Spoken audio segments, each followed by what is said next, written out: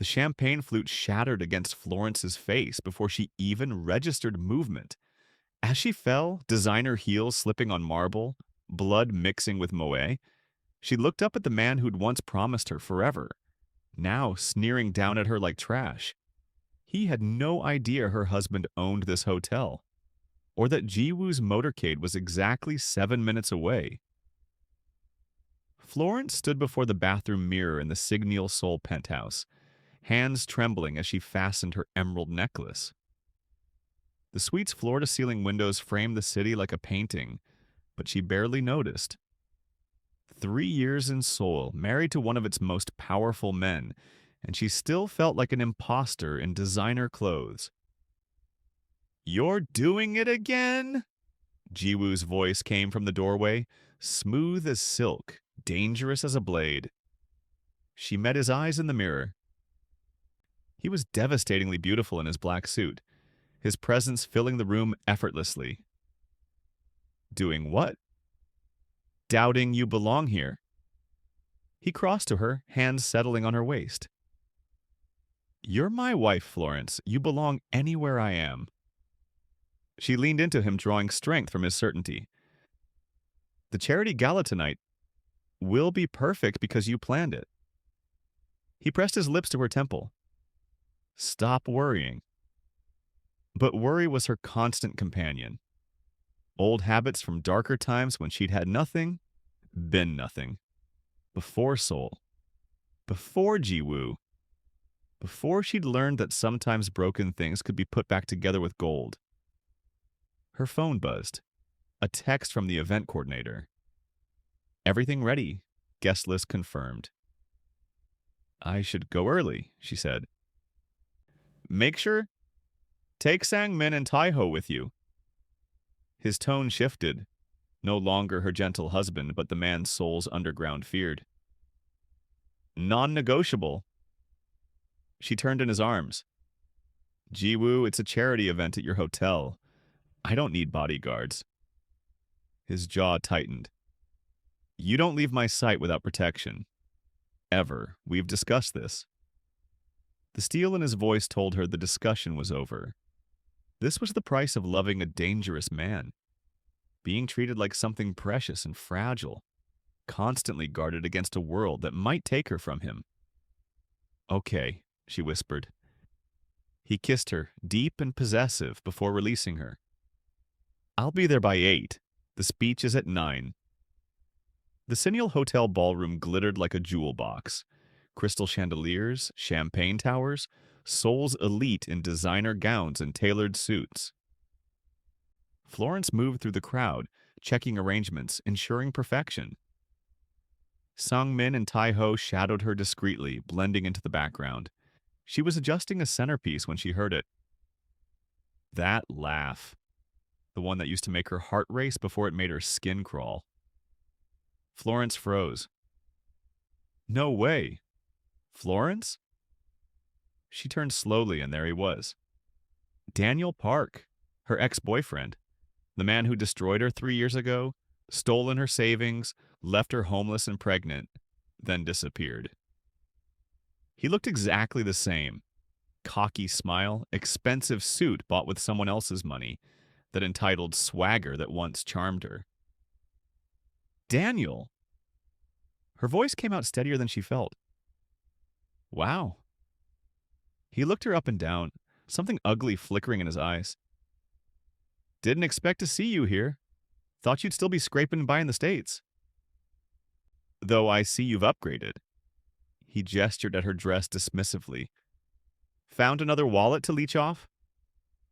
The words hit like physical blows. Sang-min stepped closer, but Florence raised her hand slightly. "Wait." "I live here now," she said quietly. "In Seoul? Doing what? Teaching English to kids?" He smirked. "Or did you finally accept that the only value you have is what desperate men will pay for?" A woman approached, blonde, dripping in diamonds, clinging to Daniel's arm. "Baby, who's this?" "Nobody important," Daniel said, eyes never leaving Florence. "Just an ex who used to stalk me. Got obsessed, tried to trap me with a fake pregnancy, had to cut her off completely. Florence's vision blurred. The baby hadn't been fake. The miscarriage had been real, alone in a hospital, devastated, broken. That's not, she started. Still playing victim, I see. Daniel's voice rose, drawing attention. Some things never change. Pathetic. Have you ever confronted someone from your past who destroyed you? Drop a comment and tell me what you do in Florence's situation.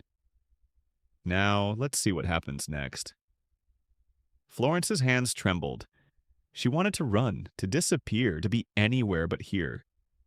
3 years of healing, of building a new life, and Daniel's presence ripped it all open like a fresh wound. Sir, you need to step back, Sungmin said in heavily accented English, positioning himself between them. Daniel barely glanced at him. What, you hired Asian muscle to make yourself feel important? How much are you paying these guys to pretend you matter? Daniel, please just leave me alone, Florence whispered, hating how small her voice sounded. Leave you alone? He laughed loudly. You're at my event. I'm here with the Parks, the Hotel Dynasty Parks. My fiance's family owns half of Seoul. He pulled the blonde closer. I'm actually somebody now. What are you? Still nobody, just in a different country. The blonde Melissa Park looked Florence up and down with barely concealed disgust. Is this the girl you told me about? The one who tried to baby trap you? I was pregnant, Florence's voice cracked. I lost our baby because you left me with nothing. Don't you dare! Daniel moved toward her aggressively. Songmin's hand went inside his jacket where Florence knew he kept his gun. Taeho had his phone out, speed dialing. You need to leave, Songmin said, his voice deadly calm. Or what? Daniel shoved Songmin's shoulder. You'll assault me? I'll have you deported before... It happened so fast. Daniel's hand swung toward Florence. She stumbled backward, but not before his palm connected with her cheek, hard. The champagne flute she'd been holding shattered on the marble floor. The entire ballroom went silent. Florence touched her face, feeling wetness. Blood from a cut near her eye where his ring had caught skin. Daniel stood over her, face red with rage. Stay down where you belong, you worthless... He didn't finish. Taeho had him on the ground in seconds. Hotel security rushed over.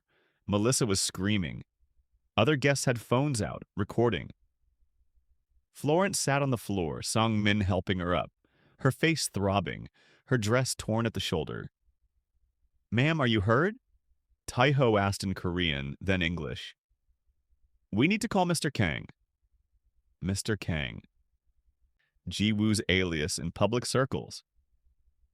I'm fine, Florence lied, but her hands wouldn't stop shaking.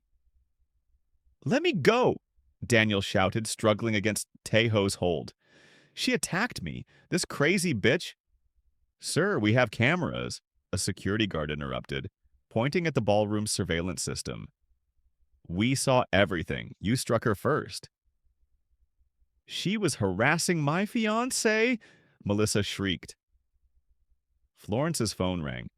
Jiwoo's name flashed on screen. Her hand trembled as she answered. Hello? Are you hurt? His voice was eerily calm, which somehow terrified her more than if he'd been yelling. I'm okay, just a scratch. Don't lie to me, Florence. Each word was measured, precise. Are you hurt? My face is bleeding, but I'm fine, really. Who touched you? She closed her eyes. My ex-boyfriend, Daniel. But security has him. It's fine. Put Taeho on the phone. She handed it over, watched as Taeho's expression went from nervous to absolutely terrified as he listened. He responded in rapid Korean, too fast for her intermediate skills, then handed the phone back. Baby, she said softly, knowing what was coming. I'm 6 minutes away. His voice was pure ice. Don't let him leave. If security tries to release him, tell them who you are. Use my name. Jiwoo, please don't do anything. He put his hands on you. He made you bleed. There's no universe where that man walks away without consequences. The line went dead. Florence looked at Sang-min, still restraining Daniel, at Taeho positioning himself protectively beside her, at the crowd of people watching, whispering, recording. And she felt a cold certainty settle in her stomach. Daniel had no idea what he'd just done. Hotel security separated everyone into different conference rooms. Florence sat with an EMT cleaning the cut near her eye, Taeho standing guard at the door. Through the walls, she could hear Daniel's angry voice, Melissa's hysterical crying. Then Jiwoo walked in. He'd come straight from wherever he'd been, still in his business attire, but there was nothing civilized about him now. His expression was carved from stone, his eyes absolutely black with fury. 8 of his men followed, all armed, all wearing the same lethal expression. Security guards stood immediately, recognizing power when they saw it, but Jiwoo only had eyes for Florence. He crossed to her in 3 strides, hands cupping her face with devastating gentleness. Let me see. It's just a scratch, she whispered. His eyes traveled over her torn dress, the bandage near her eye, the tear tracks on her cheeks. The muscle in his jaw ticked. When he looked at her again, she saw murder in his eyes. Tell me about him, he said quietly. Tell me everything I don't know. She'd never told him the full story, had given him basics, abusive ex, hard times, moved to Korea for fresh start. But not the details, not the depth of the betrayal. His name is Daniel Park, she began, voice shaking. We were together for 4 years, engaged for 8 months. I worked 2 jobs to support us while he built his business. I paid for everything, rent, bills, his car, his clothes, everything. Jiwoo's hands tightened on her face, but he stayed silent. Then I got pregnant. I was terrified but happy. I thought we'd build a family. Her voice cracked. He waited until I was 5 months along, until I'd bought baby clothes and painted the nursery. Then one day, I came home and he was gone. He'd emptied my bank account $47,000 I'd saved, taken everything valuable and left me a note. What did it say? Jiwoo's voice was barely a whisper. That he couldn't be tied down to a desperate woman and her trap baby. Florence. Jiwoo's voice broke on her name. I lost the apartment. Lost both jobs because I was too pregnant and too broke to keep up appearances. I lived in my car for 5 weeks. Tears streamed down her face now. I tried to eat, tried to stay healthy for the baby, but I had nothing. No money, no food, no help. Jiwoo pulled her into his arms, holding her so tightly she could barely breathe. One morning, I woke up and there was blood everywhere. I knew. She couldn't continue, couldn't say the words. You lost the baby, he finished for her, his voice thick with emotion. She nodded against his chest. Alone in a charity hospital? And then I had nothing left. No baby, no money, no future. I wanted to die, Jiwoo. I wanted to just stop existing. But you didn't. He pulled back to look at her, thumbs wiping her tears. You survived. You rebuilt. You came to Seoul and started over. And I met you, she whispered. You saved me. No. His voice was fierce. You saved yourself, my love. You were already whole when I found you. I just recognized what everyone else was too blind to see, that you're the strongest person I've ever met. I don't feel strong right now. Because he's a ghost from a past that still haunts you. His expression hardened, but ghosts can be exorcised. and I'm very good at making problems disappear. What are you going to do? That dangerous smile she knew so well. Have a conversation, man to man. Help him understand the magnitude of his mistake. He stood, buttoning his suit jacket with controlled precision. Stay here. This won't take long. Jiwoo.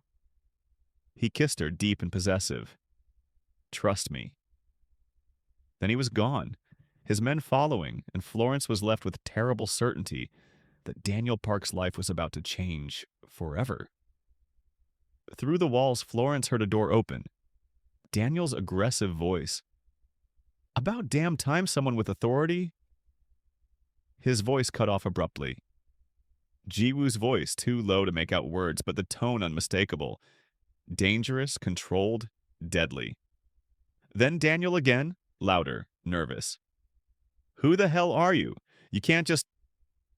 A crash, Melissa screaming. Security guards shuffling nervously.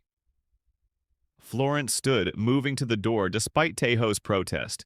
Through the window of the adjacent room, she watched Jiwoo lift Daniel by his throat, one-handed, slamming him against the wall hard enough to crack the plaster. Daniel's feet dangled off the ground, his face turning red as he clawed at Jiwoo's grip. My name is Kong Jiwoo, her husband said, loud enough for everyone to hear. The woman you put your hands on is my wife. Do you understand what that means? He dropped Daniel, who collapsed, gasping. That means you just signed your own death warrant. Daniel scrambled backward. I didn't know. I swear I didn't know she was married. Married? Jiwoo's laugh was cold. You think I'm angry because of a legal document? No.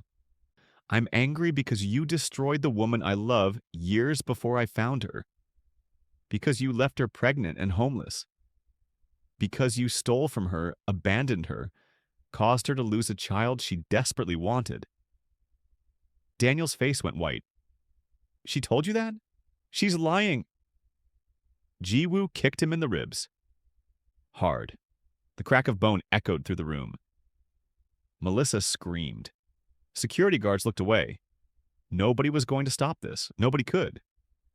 Let me explain something. Jiwoo crouched beside Daniel's writhing form. I own this hotel. I own half this city in ways you can't comprehend. I control businesses, politicians, police, and that woman in the other room. She's the only thing in this world I value more than my own life. He grabbed Daniel's hair, forcing his head up. So, when you hit her, when you made her bleed, when you made her cry, you set in motion events you cannot stop. Do you understand? Please, Daniel whimpered. I'm sorry, I'll apologize. Your apology means nothing. Jiwoo released him with disgust. But I'm not going to kill you. Death would be too easy. He stood, straightening his jacket. Bring up his information. One of Jiwoo's men pulled out a tablet, fingers flying. Daniel Park, age 34. Claims to work in venture capital. Actually lives off his fiance's family money. Previous cons include 3 other women. Total theft approximately $150,000. Currently engaged to Melissa Park, daughter of Park Hotel's CEO. Jiwoo smiled. Interesting. Does Daddy Park know his future son-in-law is a con artist who preys on vulnerable women? Daniel's eyes widened in terror. No, please don't. Does your fiancé know about Florence? About the baby you abandoned? Please. By morning, everyone will know. Jiwoo pulled out his phone. Your fiancé will receive a detailed timeline of your relationship with Florence, including medical records from her miscarriage. Her father will receive documentation of every cent you stole. Your other victims will receive your contact information. And Seoul's social circles. He smiled coldly. Well, they love a good scandal. You can't do this, Daniel sobbed. You'll ruin my life. Your life? Jiwoo's voice dropped to a deadly whisper. You ruined hers. She lost a child, lived in her car, starved, suffered while you spent her money on meaningless pleasures. So yes, Daniel, I'm going to ruin your life. I'm going to take everything from you, your fiancé, her family support, your reputation, your money, all of it. He leaned down one more time. And every time you lose something, every time you feel desperate and hopeless and worthless, I want you to remember the woman you hit tonight. I want you to remember that your destruction came because you were foolish enough to hurt someone I love. Jiwoo straightened, addressing his men in Korean. They nodded, moving efficiently. Wait! Daniel struggled to his feet, clutching his ribs. What are you doing? Welcome to my world, Jiwoo said. Enjoy your stay. It's going to last the rest of your life. When Jiwoo re-entered Florence's room, the monster disappeared. His expression softened immediately, becoming the man who loved her. Ready to go home? He asked gently. She should feel guilty, should protest, should tell him it was too much. But looking at him, remembering everything Daniel had taken from her, everything he'd destroyed, she felt only relief. Yeah, she whispered. Take me home. He gathered her carefully as if she were made of glass and carried her out of the hotel. Behind them, Daniel's world was already crumbling, and Florence let herself feel something she hadn't allowed in 3 years. Vindication. 3 months later, Florence stood in front of the Second Chances Foundation, a beautiful building in Itaewon with housing for 20 women, job training facilities, therapy offices, and childcare. The ribbon-cutting ceremony had just finished, cameras flashing, Seoul's media documenting everything.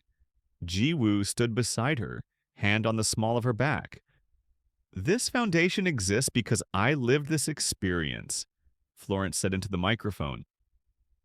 I know what it's like to have nothing, to be abandoned by someone you trusted, to lose everything and wonder if you'll ever be whole again. But I also know that with support, resources, and belief in yourself, you can rise, you can rebuild, you can thrive. She looked at Jiwoo. I had to do it alone, but the women who come through these doors won't have to. We'll be here for every step. The first resident moved in that afternoon, a young mother with 2 kids abandoned by her husband. Florence helped her unpack, sharing her story, offering hope. That night, back in their penthouse, Jiwoo pulled her onto the balcony overlooking Seoul. I'm proud of you, he said softly. I couldn't have done this without you. You could have. He turned her to face him. But I'm grateful you didn't have to. He pulled out a small box. Inside was a necklace, a delicate gold chain with a phoenix pendant. You rose from the ashes of your old life, he said, fastening it around her neck. You're my phoenix. Beautiful, powerful, reborn. She touched the pendant, overwhelmed. I love it. I love you. I love you more. He produced another envelope. And I have one more thing. Inside were documents. She opened them, confused. What is this? The deed to Daniel's former apartment building. He had to sell everything to pay restitution to his victims, including you. I bought it at auction. Jiwoo smiled. I'm donating it to your foundation. Turn his old luxury apartment into housing for women he and men like him destroyed. Florence couldn't speak, couldn't breathe. Turn your pain into purpose, my love, he whispered. Change lives the way you changed mine. She kissed him through tears, thanking him wordlessly for seeing her, understanding her, empowering her. As they stood together, Seoul glittering below them, Florence thought about the journey that brought her here. The pain of betrayal, the darkness of loss, the slow climb back to herself. The unexpected love that changed everything. Daniel had tried to break her, had taken everything and left her with nothing. But she'd survived, she'd rebuilt, she'd risen. And now she was here, in the arms of a man who would burn the world to keep her safe, running a foundation to help other women rise from their ashes. She was Florence Kang now, wife to Seoul's most powerful man, founder of a movement, a survivor who refused to let her story end in tragedy. And as Jiwoo kissed her, deep and sweet and full of promise, she knew this was just the beginning. If you made it to the end of Florence and Jiwoo's story, thank you so much for watching. What did you think about Jiwoo's revenge? Was it too much or exactly what Daniel deserved? Drop a comment below and let me know. Should our next story feature more Mafia romance, or do you want to see a different kind of forbidden love? Don't forget to like this video, subscribe to the channel for more emotional Korean romance stories, and turn on notifications so you never miss our next dramatic journey. Until next time, keep believing in second chances and the power of love to heal all wounds. See you in the next video.